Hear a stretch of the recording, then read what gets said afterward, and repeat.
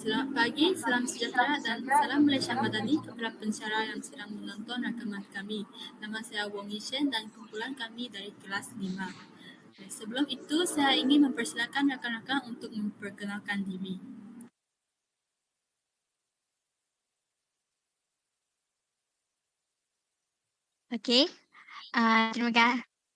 Okey, terima kasih kepada saudari Wong Yishi. Assalamualaikum warahmatullahi wabarakatuh. Nama saya Munawar Dalila Syahid.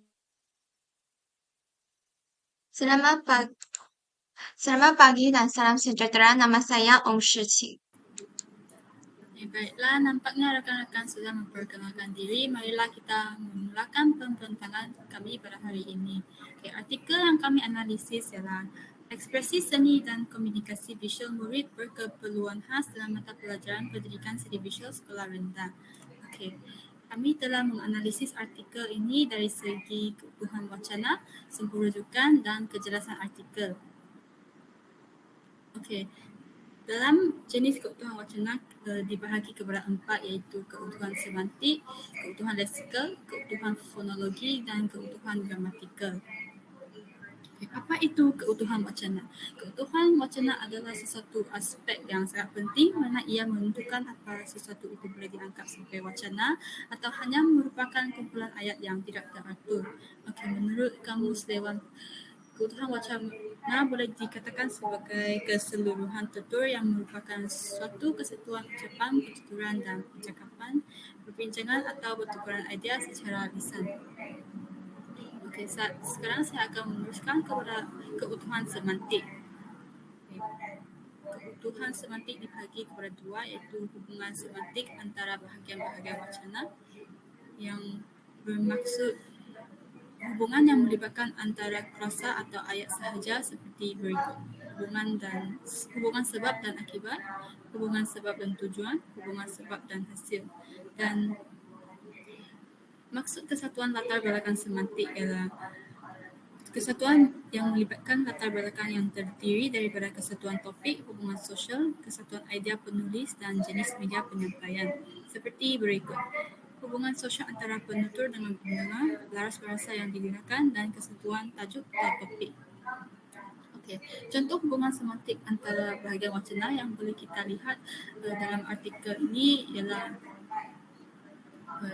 contohnya dari segi hubungan sebab dan akibat.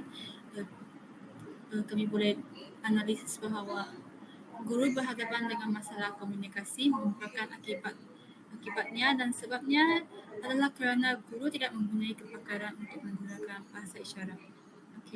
Dan seterusnya dari hubungan sebab dan tujuan. Sebabnya dalam ayat ini ialah guru memainkan peranan yang penting untuk menyediakan pelbagai aktiviti seni dan tujuannya adalah untuk membentuk modal insan yang berkualiti. Selanjutnya dari segi hubungan sebab dan hasil. Sebabnya dalam contoh ayat ini ialah guru memberi tunjuk ajar tentang bagaimana membina rumah dan hasilnya ialah murid dapat mengembangkan idea mereka dan dengan menambah objek-objek di sekitar binaan rumah tanpa disuruh oleh guru. Sekarang saya akan menerangkan tentang contoh latar belakang semantik yang kita boleh lihat dalam artikel.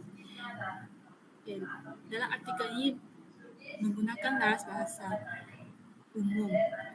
Seperti tajuk projek yang diberikan adalah rumah saya. Ayat ini bersifat pendek dan mengikut format laras bahasa umum. Dan kesatuan topik atau tajuk.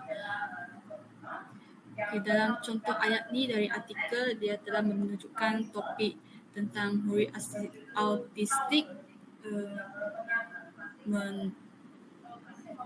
menunjukkan imajinasi mereka lah. Walaupun setiap orang dia menghayati karya mereka tu dengan perspektif berbeza. Sekarang saya akan menerangkan tentang keutuhan leksikal. Keutuhan leksikal boleh diperoleh dengan beberapa cara.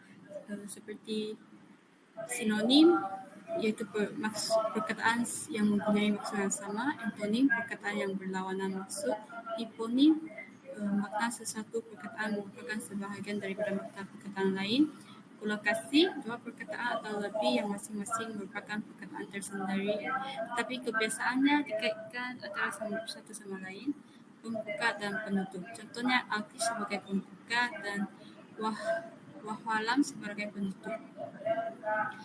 Okey, contoh keutuhan leksikal dalam artikel adalah dari segi sinonim kita boleh nampak dalam dua ayat ini terdapat perkataan teknik dan strategi yang merupakan sama maksud.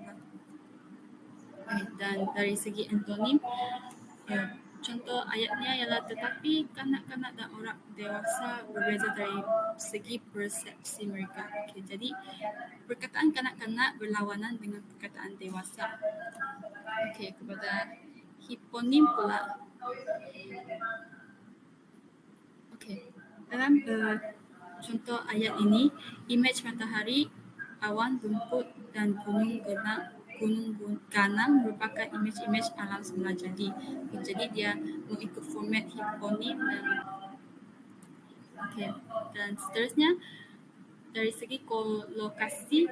Okey, dalam ayat ini walaupun dia tidak perkataan yang sama tetapi kami masih boleh memahami bahawa kerjasama antara murid dengan guru dapat meningkatkan kreativiti murid dan dapat mengeratkan hubungan antara murid dengan guru. Okay.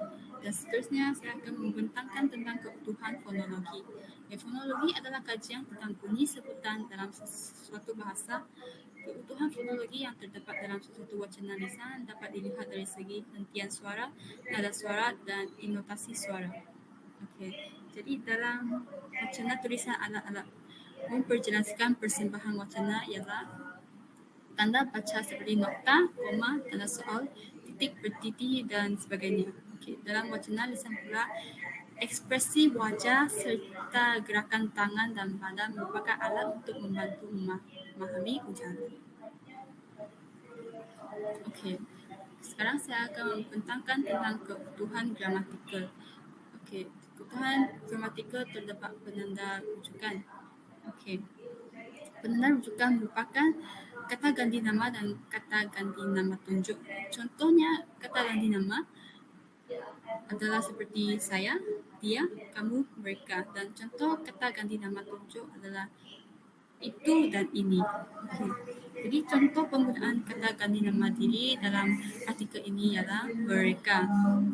Okay. Mereka ini menunjukkan kepada orang yang mendapat penyakit autisma. Okay. Sekarang saya akan teruskan dengan penanda elipis. Okay. Elipis ialah unsur penyerapan untuk mengerahkan pengulangan maklumat dalam ayat seterusnya. Okay. Penanda elipis juga menggugarkan perkataan atau frasa yang telah diketahui oleh pembaca. Okay. Penyerapan berlaku apabila sesuatu perkataan atau rangkai kata dihapuskan untuk mengelakkan pengulangan sesuatu maklumat dengan ayat yang sama. Okay, contohnya kita boleh lihat dalam ayat ini daripada artikel ayat kanak-kanak ini juga dikatakan berbeza daripada kanak-kanak biasa, tidak diulangi dengan menggunakan tidak diulangi dan menggunakan perkataan perbezaan ini untuk mengelakkan perulangan maklumat lagi. Okay, itu sahaja daripada saya dan saya akan menjemput saudari Syahira untuk meneruskan perbincangan kita pada hari ini.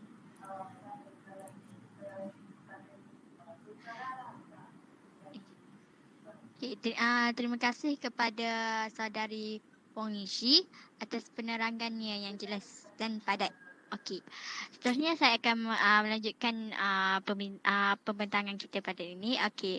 Saya akan menjelaskan pula tajuk keutuhan gramatikal. Okey. Gramatikal dia dalam keutuhan gramatikal dia mempunyai subtopik iaitu penanda penggantian. Okey, proses penanda penggantian adalah proses mengganti unsur bahasa dengan unsur dalam ayat lain. Okey, proses mengganti perkataan atau proses atau frasa dengan kata nama, kata kerja atau klausa lain. Okey, contohnya kita boleh lihat daripada artikel yang kita yang kami analisis ini. Okey, kita dapat tengok pada permulaan ayat dia menggunakan aktiviti menggambar, mewarna dan membina objek. Okey, di sini dia menggantikan ayat tersebut menjadi kaedah.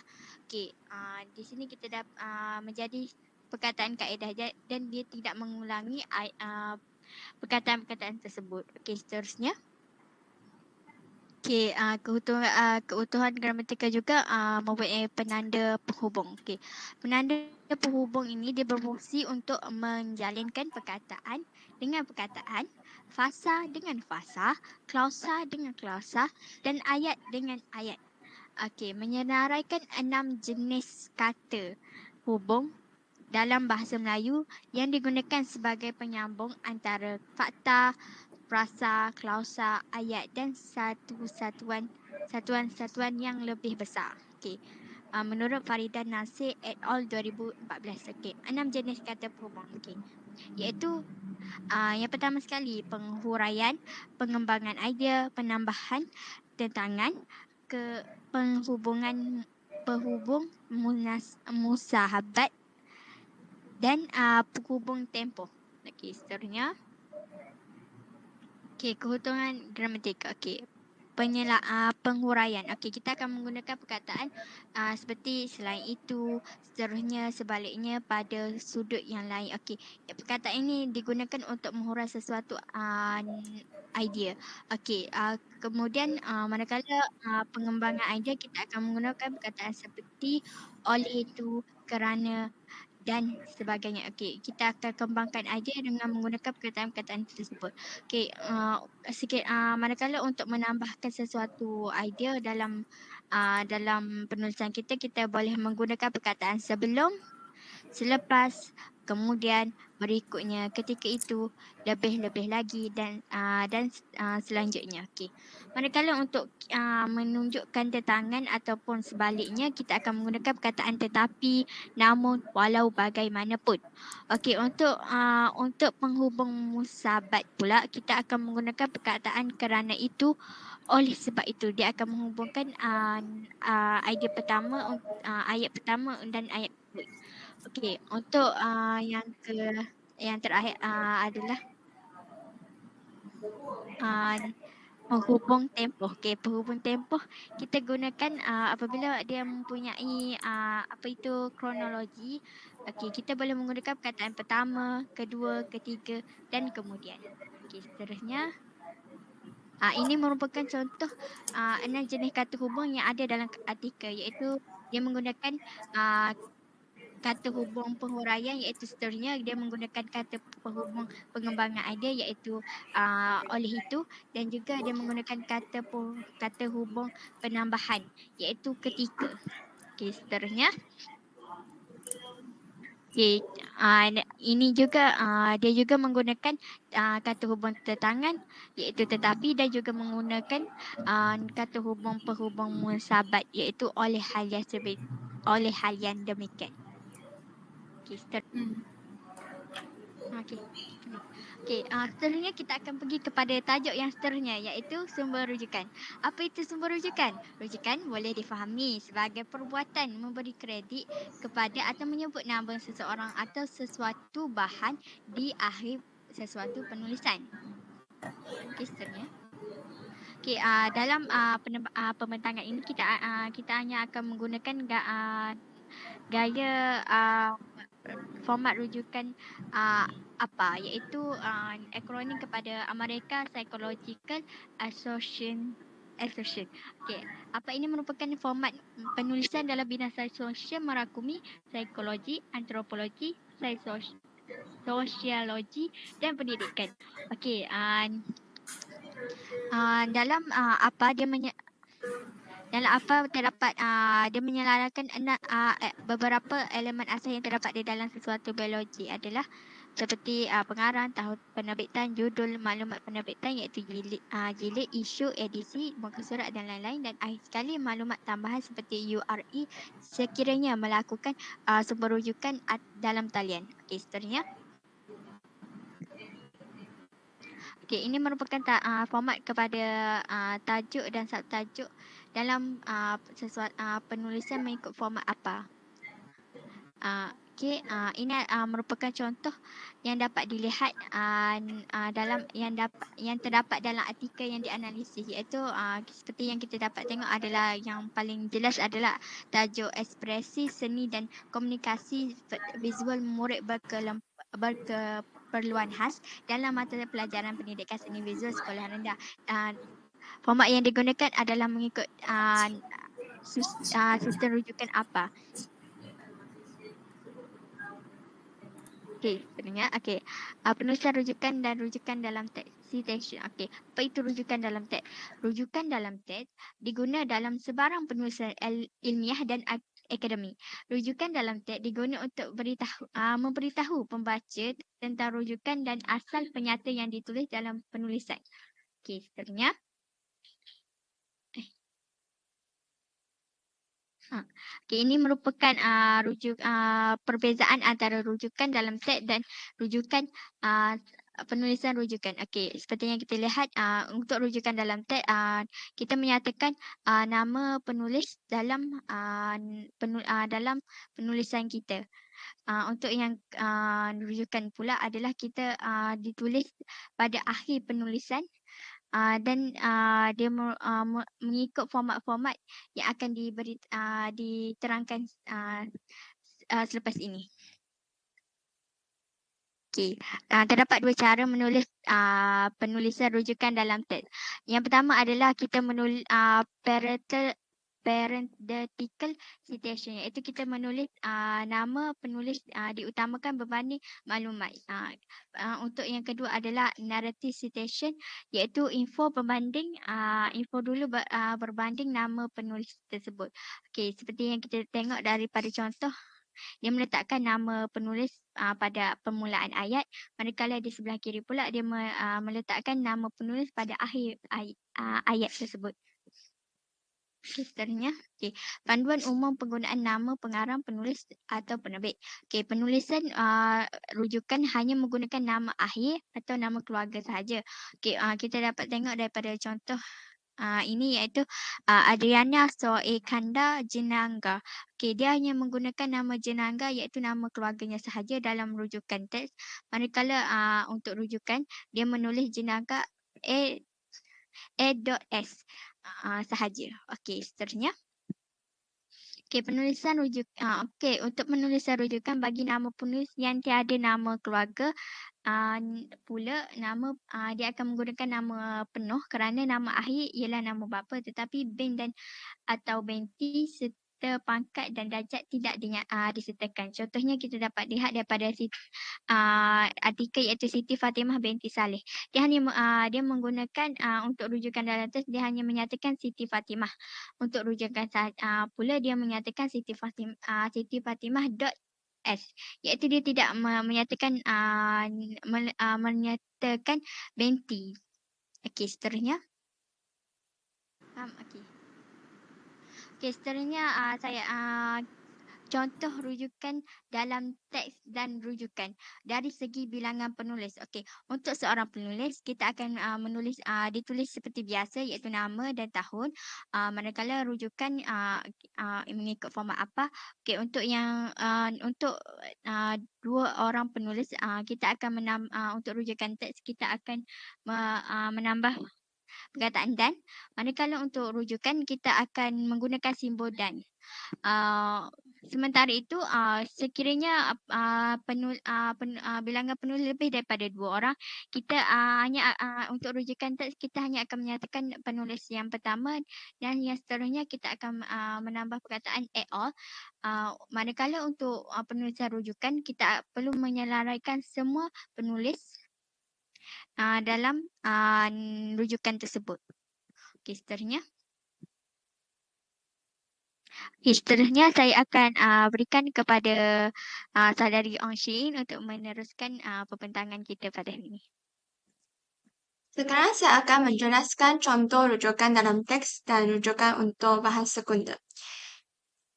Perbezaan antara rujukan dalam teks dan rujukan ialah satu nama pengarang di hujung sekali ayat dan satu nama pengarang di hadapan ayat.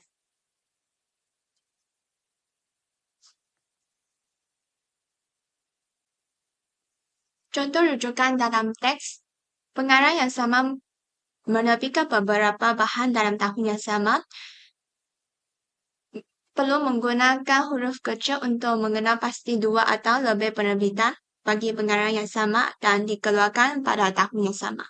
Contohnya, dalam artikel ini dia ada menulis nama penerbitan iaitu Kementerian Pendidikan Malaysia KPM dan tahunnya iaitu 2012 di hujung sekali ayat. Parafrasa ialah cara meminjam gagasan atau idea dari sebuah sumber tanpa menjadi plagiat. Contohnya, ayat asal dari sumber Jamilah 25 tahun. Kanak-kanak khas didefinisikan sebagai kanak-kanak yang berbeza daripada kanak-kanak biasa dalam aspek ciri-ciri mental keupayaan, sensori keupayaan, komunikasi, tingkah laku, sosial ataupun ciri-ciri fizikal. Tetapi apabila dia tukar kepada frasa dan artikel, dia akan mengubah kata-kata yang berbeza agar lebih mudah difahami. Dalam rujukan buku mengikut sistem APA, format mempunyai nama penulis, tahun, tajuk buku yang dicontohkan, edisi cetakan jika ada, dan nama penerbit. Dan artikel ini mengikut format rujukan buku yang tepat. Terbitan berkala iaitu artikel jurnal. Jenisnya ada dibagikan kepada tiga iaitu artikel dalam jurnal penomboran mengikut jilid, artikel dalam jurnal penomboran mengikut keluaran dan artikel dalam jurnal iaitu dalam akhbar yang belum diterbitkan. Untuk artikel ini dia telah menggunakan format asas terbitan jenis artikel dalam jurnal iaitu dalam akhbar. Terbitan artikel juga dibagikan kepada majalah ataupun akhbar. Terdapat tiga jenis terbitan artikel iaitu artikel dalam majalah, artikel dalam akhbar yang bercetak dan artikel dalam akhbar yang tidak bercetak. Tetapi untuk artikel ini dia hanya menggunakan jenis artikel dalam akhbar yang tidak bercetak. Bahan daripada organisasi kerajaan atau swasta terdapat dua jenis iaitu dokumen daripada organisasi kerajaan dan laporan. Untuk artikel ini, dia menggunakan jenis dokumen daripada organisasi kerajaan. Contohnya,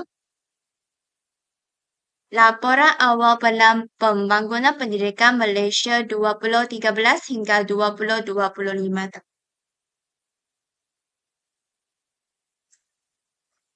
Sumber elektronik iaitu artikel jurnal elektronik. Dia dibagikan kepada tiga jenis iaitu artikel jurnal dengan DOI, artikel jurnal tanpa DOI daripada laman web iaitu URL bukan pangkalan data, dan artikel jurnal dengan DOL gabungan pengarang, individu serta kumpulan. Dan artikel ini telah menggunakan tiga jenis ini.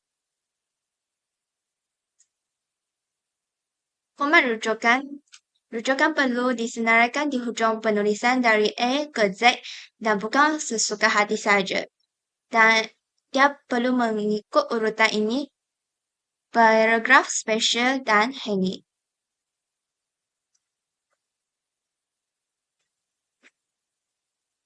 Sekarang saya akan menjelaskan apa itu konsep kejelasan dalam artikel, iaitu konsep bererti mudah difahami, mudah dibaca, tidak memberi ruang untuk disalah tafsirkan, tidak bersifat sama-sama dan tidak kabur.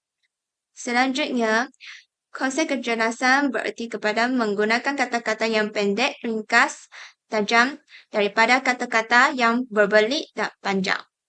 Penulisan akademik merangkumi beberapa ciri berikut, iaitu penggunaan bahasa formal yang tepat, bergaya formal dan bukan peribadi, pembinaan ayat yang jelas dan tepat, berhati-hati dengan penggunaan kata singkatan dan akronim, serta perkembangan idea atau hujah secara logik dan sistematik. Baiklah, marilah kita lihat adakah artikel ini mengandungi ciri-ciri berikut.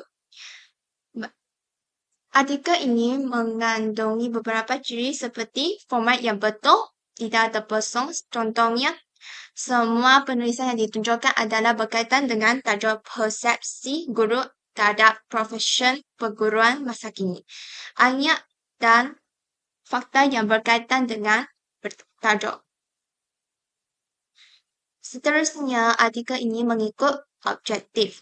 Misalnya, terapi seni menurut Rifa 14 tahun merupakan suatu bentuk terapi dengan menggunakan gambar sebagai media untuk mengembangkan perilaku positif yang bersifat interpersonal dan intrapersonal yang berhubungan dengan sosialisasi individu dan dapat menghubungkan dunia dalam diri kanak-kanak dengan dunia luar.